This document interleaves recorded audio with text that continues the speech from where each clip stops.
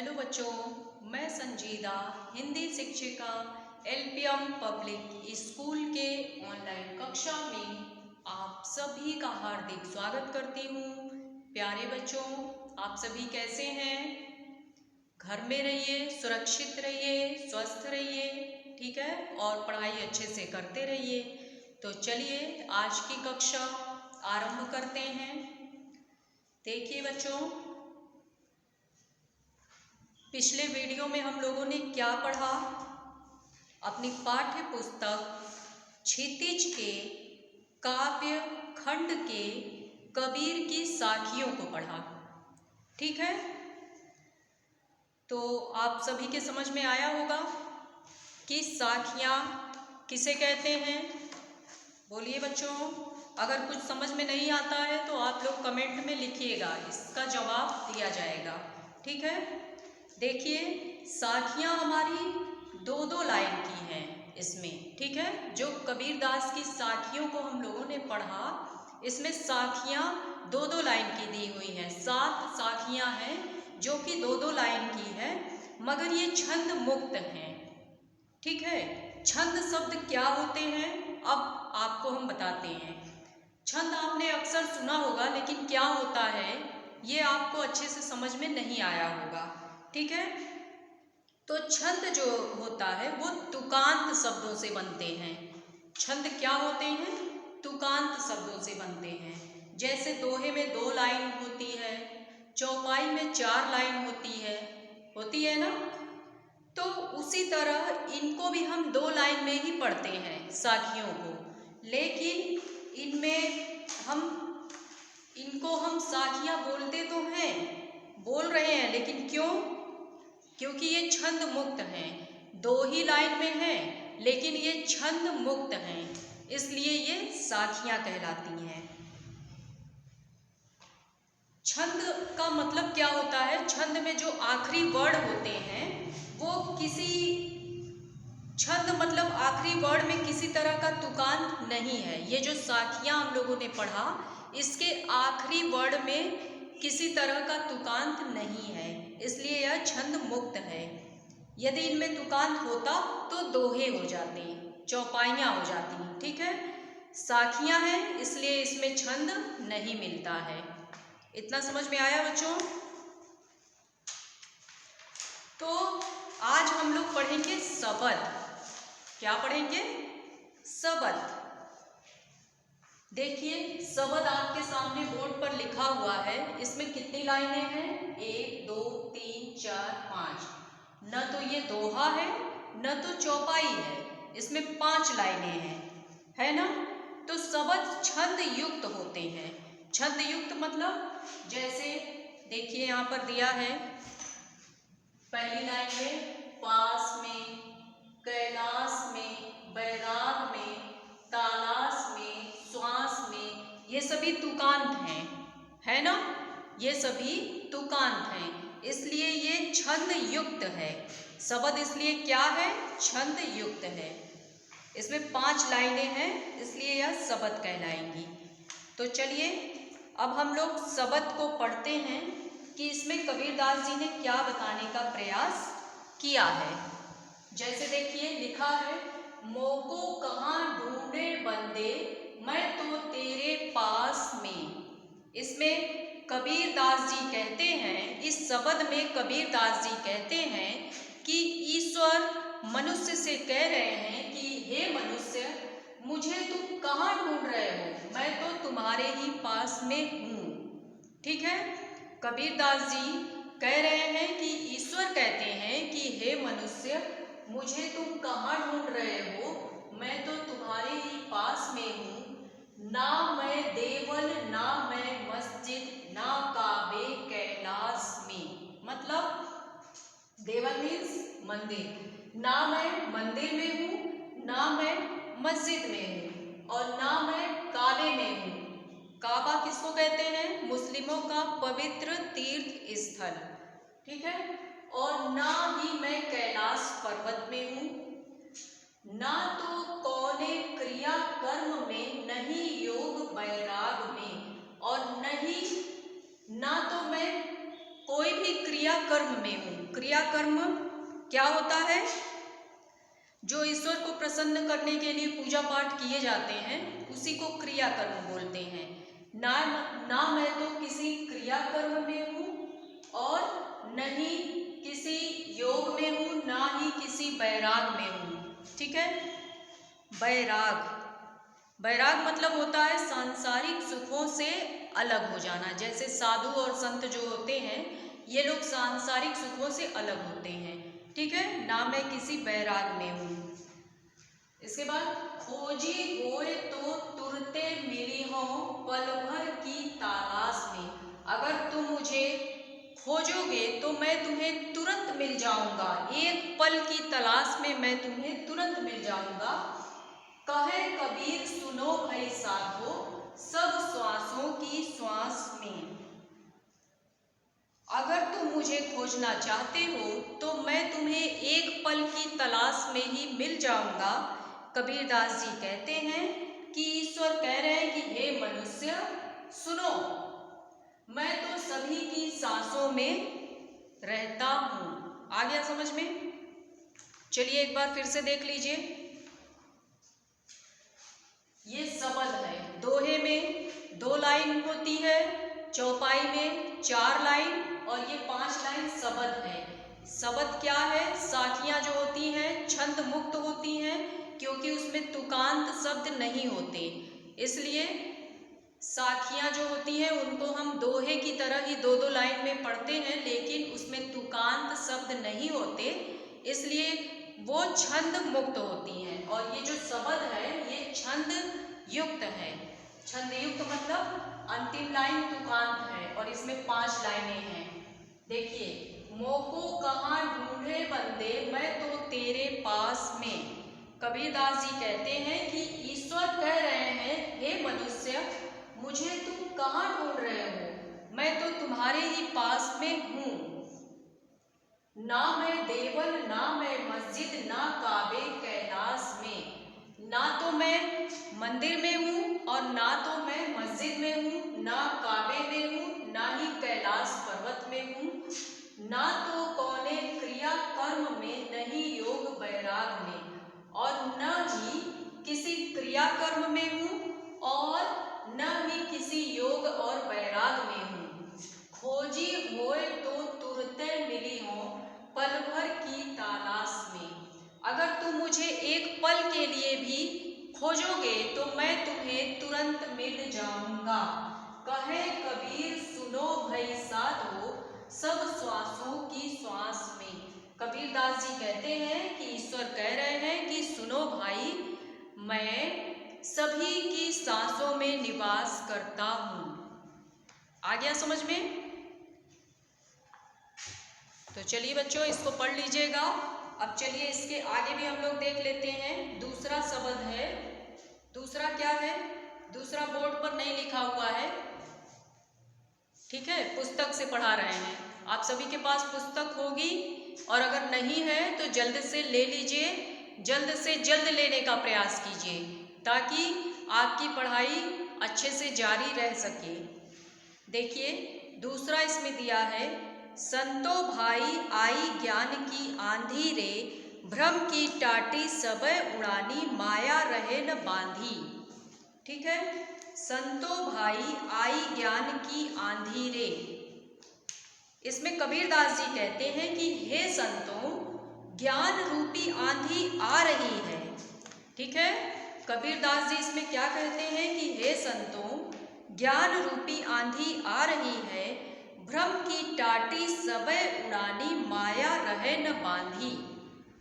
भ्रम की टाटी मतलब भ्रम रूपी जो कमजोर दीवारें हैं, टाटी मतलब दीवारें, भ्रम रूपी जो कमजोर दीवारें हैं गिर जाती हैं और माया रहे न बांधी, माया रूपी रस्सियां भी इनको बांध नहीं पाती।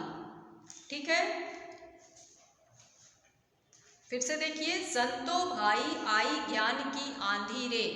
इसमें कबीरदास जी कहते हैं कि हे संतों ज्ञान की आंधी आ रही है, भ्रम की टाटी सबे उड़ानी माया रहे न बांधी, और भ्रम रूपी जो दीवारें हैं वह गिर जाती हैं, इसको माया रस्सी भी बांध नहीं पाती। हिम चित्त की द्वय थूनी गिरानी, मोह बलिंडा टूटा। तृष्णा छानी परी घर ऊपरी, कुबदी का भांडा फूटा। इसका मतलब जो अपना हित चाहने वाली धन्नी होती है, धन्नी, धन्नी किसको कहते हैं? जैसे मान लीजिए मकान जब बनता है तो ऊपर बीम रहता है ना, उस पर ही वो छत टिकी होती है, बीम। या अगर किसी का वो पुराना घर है कच्चे मिट्टी का, तो खपड़ेल का घर होता है इस तरह से, यहाँ दिखाई पड़ रहा है, इस तरह से होता है। तो इसमें एक बांस लगी होती है और ऐसे करके रोका जाता है, तो इसी को धन्नी बोलते हैं। ठीक है बच्चों, धन्नी। और मोह बलिंडा टूटा, बलिंडा मतलब ये जो एक डंडे से इसको सहारा दिया जाता है भीम को। जो खपड़ेल का घर होता है कच्चा मकान, तो उसमें जो बांस होता है उसी को धन्नी बोलते हैं, उसी से वो ऊपर का खपड़ेल टिका होता है और एक बड़े बांस से उसको सहारा दिया जाता है, उसी को बलिंडा बोलते हैं। ठीक है, तो चलिए इसका अर्थ देखिए।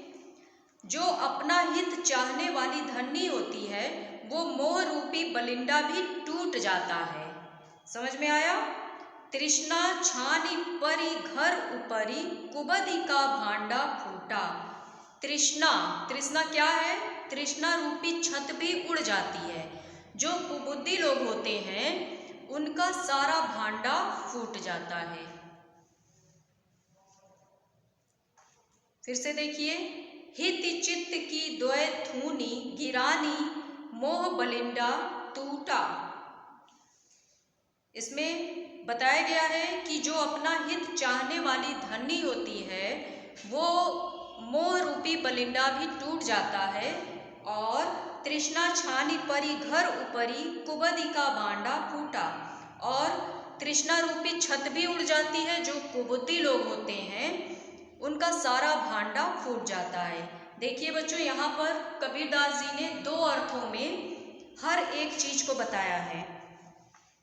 एक बार फिर से देखिए, संतो भाई मतलब ज्ञान रूपी आंधी है, भ्रम रूपी दीवारें हैं, माया रूपी रस्सी है, अपना हित चाहने वाली धन्नियां हैं और मोह रूपी बलिंडा है वो भी टूट जाता है।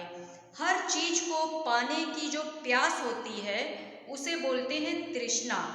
तृष्णा रूपी छत जो हमने अपने ऊपर बनाई होती है वो गिर जाती है। आ रहा है समझ में?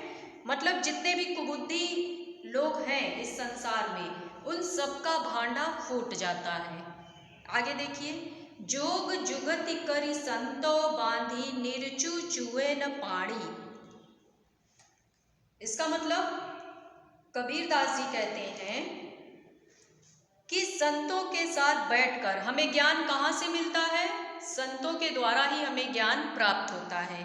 तो कबीरदास जी कहते हैं कि संतों के साथ बैठकर, संतों से जब हम ज्ञान को प्राप्त कर लेते हैं तो जो हमारी तृष्णा रूपी छत है उसमें अज्ञान रूपी पानी चूना बंद हो जाता है। आया समझ में? फिर से देखिए, जोग जुगति करी संतो बांधी, निर्चु चुए न पानी।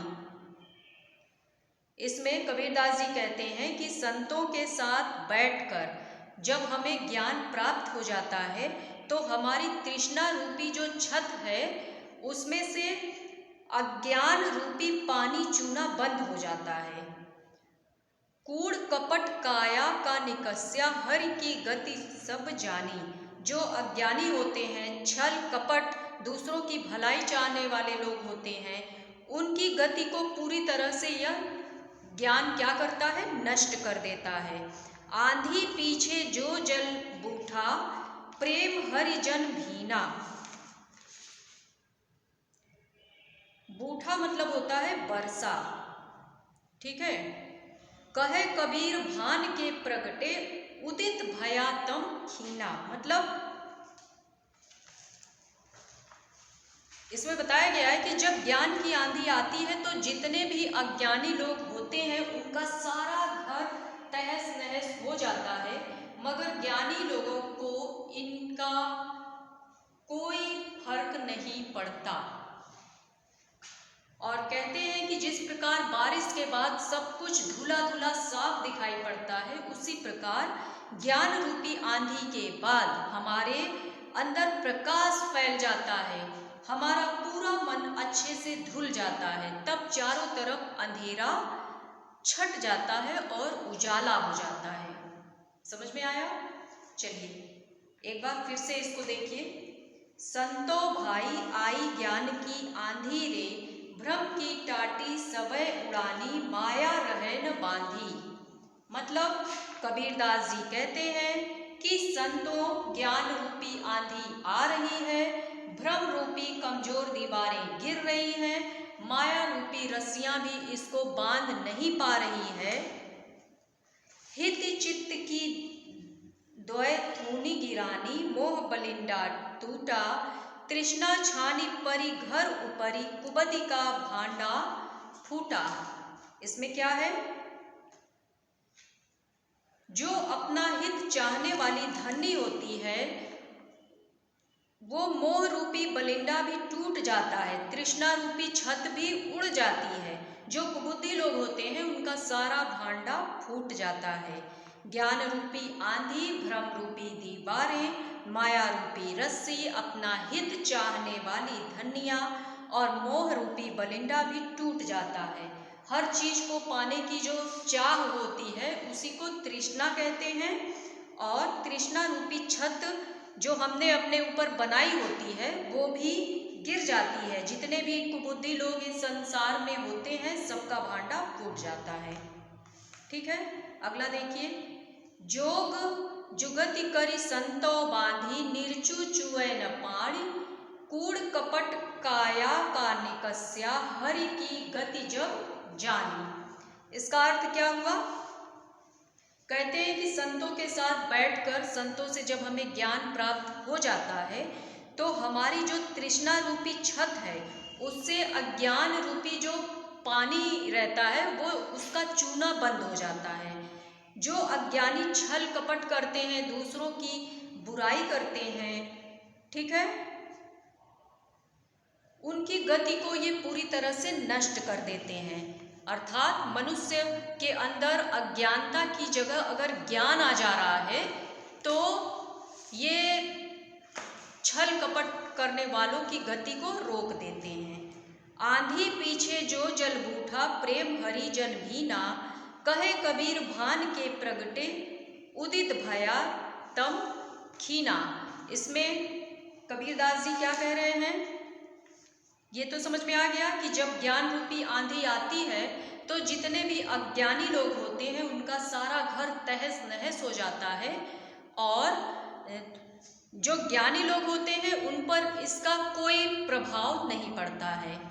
और अगली लाइन में है, कहते हैं कि जिस प्रकार बारिश के बाद सुबह हो जाती है, सुबह का मतलब सब कुछ साफ साफ धुला दिखाई पड़ता है, उसी प्रकार ज्ञान रूपी आंधी के बाद हमारे अंदर प्रकाश फैल जाता है, सब कुछ धुला और एकदम साफ दिखाई पड़ता है, पूरा मन अच्छे से धुल जाता है, तब चारों तरफ अंधेरा खत्म हो जाता है और चारों तरफ क्या हो जाता है? प्रकाश ही प्रकाश फैल जाता है।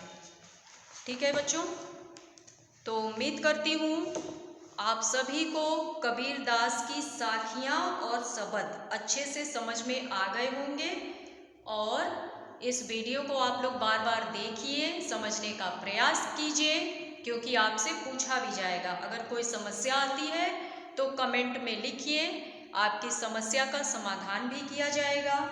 ठीक है बच्चों, घर में रहें, सुरक्षित रहें और पढ़ाई अच्छे से करते रहें।